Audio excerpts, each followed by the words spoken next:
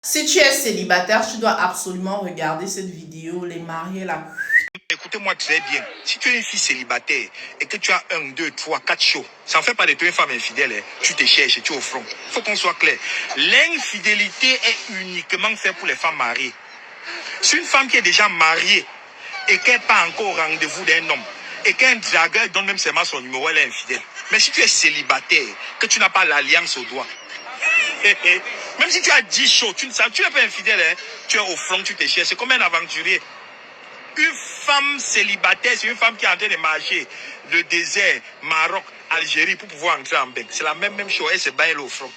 Tu ne peux pas être une fille célibataire et on te traite d'infidèle. Non. Si l'homme là t'aime trop, qui t'enlève dans le marché du célibat, il t'amène à la mairie. Faut te chercher. Oh, je suis en couple avec elle, je sors avec elle, mais elle a d'autres choix, elle discute avec d'autres hommes. Elle n'est pas infidèle, elle se cherche, petit frère. Si tu l'aimes, tu l'emmènes-la à la mairie. Une femme qui est célibataire n'est pas infidèle, même si elle a 4, elle a 5 shows. Elle au front, elle se cherche, arrêtez-moi ça. C'est comme ça que vous trompez les enfants des gens. Vous les enceintez et puis vous les laissez qu'elle n'est pas soumise. Elle n'est pas soumise.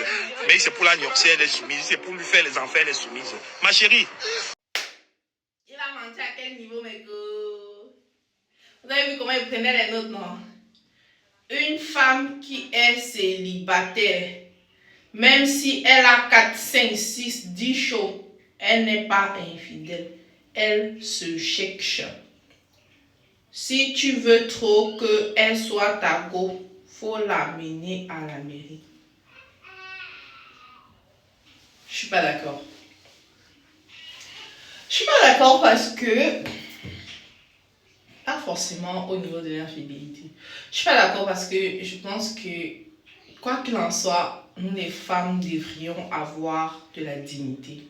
Nous les femmes devrions avoir du respect pour nous-mêmes. Dans la mesure où je trouve ça très sale de sauter d'ici à là, à là, à là.